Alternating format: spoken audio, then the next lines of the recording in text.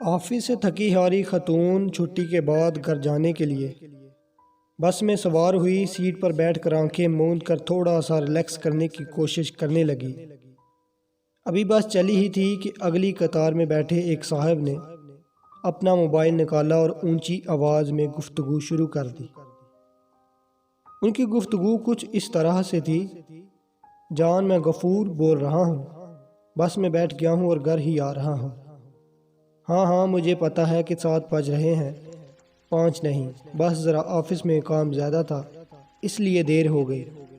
نہیں جان، میں شبنم کے ساتھ نہیں تھا، میں تو باس کے ساتھ میٹنگ میں تھا۔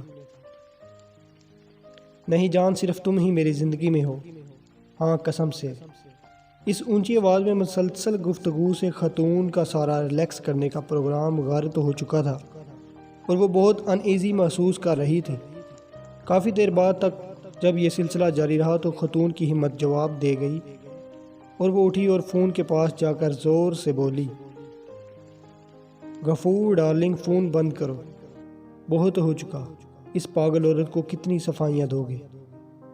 اب غفور صاحب ہسپتال سے واپس آ چکے ہیں، لیکن پبلک مقامات پر انہوں نے موبائل کا استعمال مکمل طور پر بند کر دیا ہے۔ تو دوستو، اگر آپ کو اس کہانی کی سمجھ آ گئی ہے تو کمنٹ میں اوکے لکھ دیں۔